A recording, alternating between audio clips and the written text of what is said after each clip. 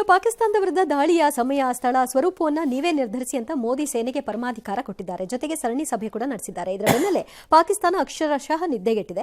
ಪಾಕ್ ಸರ್ಕಾರದ ಕನಸಿನಲ್ಲೂ ಕೂಡ ಭಾರತದ ಆರ್ಮಿ ಆಪರೇಷನ್ ಕಾಡ್ತಿದೆಯಂತೆ. ಅದಕ್ಕಾಗಿ ಒಂದಷ್ಟು ಸೇನೆಯ ಪರಮಾಧಿಕಾರವನ್ನು ಅವರು ತೆಗೆದುಕೊಳ್ತಿದ್ದಾರೆ. ಏನಾಗುತ್ತೆ, ಏನ್ ಮಾಡ್ತಾ ಇದ್ದಾರೆ ನೋಡೋಣ. ಭಾರತದ ಹಲವಾರು ಕ್ರಮಗಳು ಆದ ನಂತರ ಪಾಕಿಸ್ತಾನ ಬಹು ಪ್ರಮುಖವಾಗಿ ಒಂದು 3-4 ಹೆಜ್ಜೆಗಳನ್ನು ಇಟ್ಟಿದೆ ಅಂತ ಕಾಣಿಸ್ತಾ ಇದೆ. ನಂಬರ್ 1, ರಿಸರ್ವಿಸ್ಟ್ಗಳನ್ನು ವಾಪಸ್ ಕರೀತಾ ಇದೆ.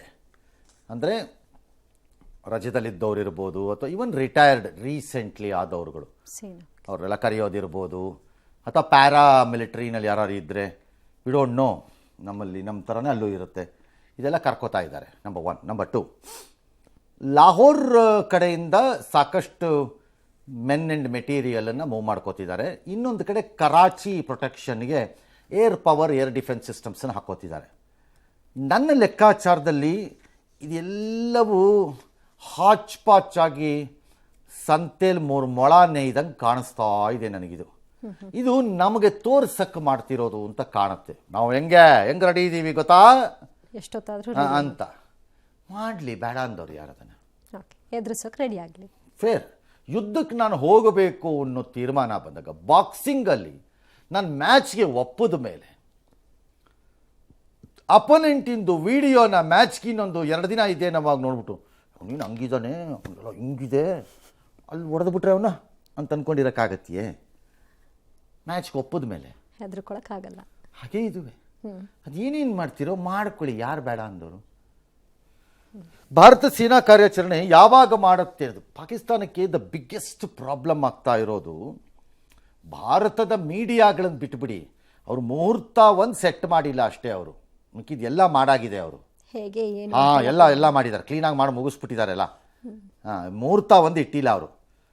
ಪಾಕಿಸ್ತಾನಕ್ಕೆ ದ ಬಿಗ್ಗೆಸ್ಟ್ ಗೋಜಲಾಗ್ತಾ ಇರೋದು ಇಂಡಿಯಾದ ಆ್ಯಕ್ಚುಯಲ್ ಮಿಲಿಟರಿ ರೆಸ್ಪಾನ್ಸ್ ಹೇಗಿರುತ್ತೆ ಅನ್ನೋದೇ ಅರ್ಥ ಆಗ್ತಾ ಇಲ್ಲ. ಅದಕ್ಕೆ ಯಾವ ರೂಪ ಸ್ವರೂಪದಲ್ಲಿ ಬರ್ಬೋದು ಅನ್ನೋದು ಗೊತ್ತಾಗ್ತಿಲ್ಲ. ಅದಕ್ಕೆ ಗ್ರೌಂಡ್ ಇನ್ವೇಷನ್ನ, ಏರಿಯಲ್ ಬೊಂಬಾರ್ಡ್ಮೆಂಟಾ, ನ್ಯಾವಲ್ ಬ್ಲಾಕೇಡಾ, ಏನು ಶಾರ್ಟ್ ಟರ್ಮ್ದ ಎಫೆಕ್ಟ್ಸ್ ಹೊಡೆಯೋದಾ, ಸರ್ಜಿಕಲ್ ಆಪರೇಷನ್ಸಾ, ಏನು? They are unable to know exactly ಅವ್ರ. That has kept them in confusion. ಏನಾಗುತ್ತೋ ಏನೋ, ಟೆರಿಬಲ್ ಕನ್ಫ್ಯೂಷನ್ ಅವ್ರಿಗೆ. ನಂಬರ್ 2, ಪಹಲ್ಗಾಮನ್ನು ಮಾಡೋವಾಗ ಪಾಕಿಸ್ತಾನ್ ಥಾಟ್ ಪ್ರಾಬಬಲಿ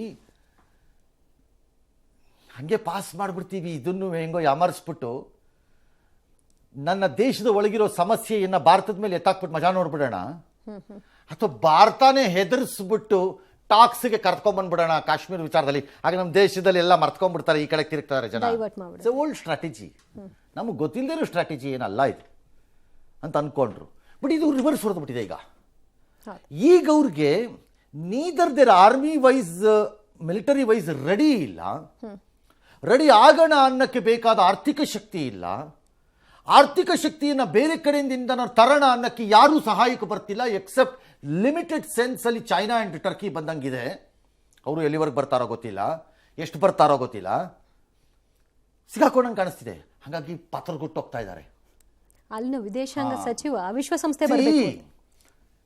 ಇಡೀ ಪುಸ್ತಕ ಇರೋ 12 ಚಾಪ್ಟರ್ ಓದ್ಬಿಟ್ಟೆ ಯಾವ ಕ್ವಶನ್ ಕೊಡ್ತೀಯ ತಗೊಂಬರ ಇಲ್ಲಿ ಆ ಕ್ವಶನ್ ಪೇಪರ್ನ ಅನ್ನೋ ವಿದ್ಯಾರ್ಥಿಗೂ,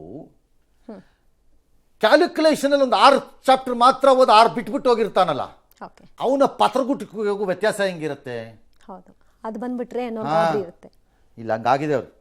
ಅದಕ್ಕೆ ಅವನು ಯಾವನೋ ಮಧ್ಯರಾತ್ರಿ ಇಲ್ಲಿ ಎದ್ದುಬಿಟ್ಟು ಅದೇನಿಲ್ಲ ಅವ್ರ ದೇಶಕ್ಕೆ ತೋರ್ಸಕ್ಕೆ ನಾನು ಏನು ಅಲರ್ಟ್ ಆಗಿದ್ದೀನಿ ನೋಡಿ ಅನ್ನೋ ಥರ ನನಗೆ ಇನ್ಫಾರ್ಮೇಶನ್ ಬಂದಿದೆ ಅನ್ನೋ ಥರ ಕುನ್ನಿ ನಾಯಿ ತಂದು ವಿದೇಶಾಂಗ ಮತ್ತೆ ಬಂದ ಅವನು. ಅರೆ ಮತ್ತೆ ಬಂದ್ಬಿಟ್ಟ. ಚಿಂಪಂಜಿ ಅವಮಾನ ಆಗುತ್ತೆ. ತೆರೆಮರೆಯಲ್ಲಿ ಪಾಕ್ ಯುದ್ಧಕ್ಕೆ ಸಿದ್ಧತೆ ಎಲ್ಲರೂ ಮಾಡ್ಕೋಬೇಕು, ಅವರು ಮಾಡ್ಕೋತಾರೆ. ಕರಾಚಿನಲ್ಲಿ ಏರ್ ಡಿಫೆನ್ಸ್ ಸಿಸ್ಟಮ್ಸ್ ಅಳವಡಿಸ್ತಾ ಇದ್ದಾರಂತೆ. ಪಾಸಿಬಲಿ ಎಸ್, ಚೈನಾ ಸಪ್ಲೈಡ್ ಒಂದು ಏರ್ ಡಿಫೆನ್ಸ್ ಸಿಸ್ಟಮ್ ಇದೆ, ಆಯಿತು ಮಾಡಲಿ, ಬೇಡ ಅಂದವ್ರು ಯಾರು. ಲಾಹೋರ್ನಲ್ಲಿ ಮೇ 2ರವರೆಗೆ ವಿಮಾನಗಳ ಹಾರಾಟ ನಿರ್ಬಂಧ ಮಾಡಿದ್ದಾರೆ. ನಮ್ಮವರು ಮೋಸ್ಟ್ಲಿ ಏರ್ ಸ್ಪೇಸ್ ಬ್ಯಾನ್ ಮಾಡ್ತಾರೆ ಅಂತ ಕಾಣುತ್ತೆ ನಮ್ಮ ಸೈಡಿಂದ. LOC ಕಡೆಗೆ ಹೆಚ್ಚುವರಿ ಸೇನೆನ ತೊಗೊಂಡೋಗ್ತಿದ್ದಾರೆ, ತರಲೇಬೇಕು, ಬೇರೆ ದಾರಿ ಇಲ್ಲ. ನಿವೃತ್ತ ಸೈನಿಕರದು ಅಪ್ರಚೋದಿತ ದಾಳಿ ನಡೆಸ್ತಾನೇ ಇದ್ದಾರೆ, ಅಲ್ಲಲ್ಲಲ್ಲಲ್ಲ ಹೊಡಿತಾ ಇದ್ದಾರೆ. ಹೊಡೀಲಿ, ಯಾರು ಬೇಡ ಅಂದರು. ನೋಡೋಣ.